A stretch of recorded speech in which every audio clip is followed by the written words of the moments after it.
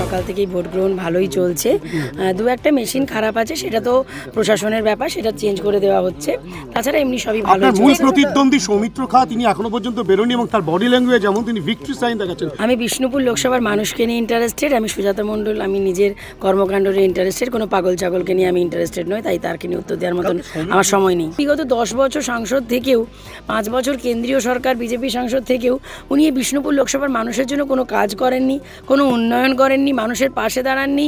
এবং কি জানেন, করোনার সময় পর্যন্ত যখন আমি বলেছিলাম যে এই সময় বিষ্ণুপুর লোকসভার মানুষের পাশে থাকা দরকার দিল্লিতে না থেকে, অথচ উনি তখন বলেছিলেন না না আমি যাবো না, আমি কি চাইবো যে আমার করোনা হয়ে যাক। মানুষের চরম প্রয়োজনে পাশে থাকেন না, সেই লোককে আপনি নিশ্চিত জেনে রাখুন বিষ্ণুপুর লোকসভার মানুষ এবার ওনাকে ভোট বাক্সে গণতন্ত্রের মাধ্যমে জবাব দিয়ে গোহারান হারিয়ে বিষ্ণুপুর লোকসভা থেকে এবং রাজনীতির মানচিত্র থেকে বিদায়।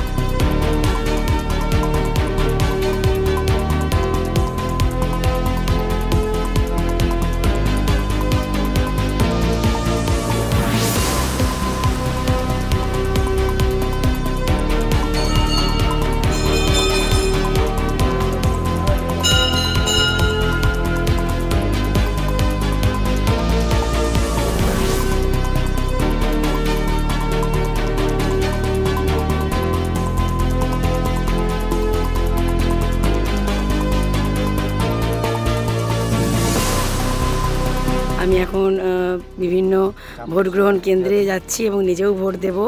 আর আমি সকলকেই আপনাদের মাধ্যমে আমার বিষ্ণুপুর লোকসভাবাসীকে শ্রদ্ধা প্রণাম ভালোবাসা জানাই। যেভাবে এতদিন সুজাতাকে আশীর্বাদ সমর্থন সাথ দিয়েছেন, নিজের বুথে যেয়ে 4 নম্বর বোতাম টিপে জোড়া ফুল চিহ্নে ভোট দিয়ে আমাকে বিপুল ভোটে জয়যুক্ত করে আশীর্বাদ করবেন।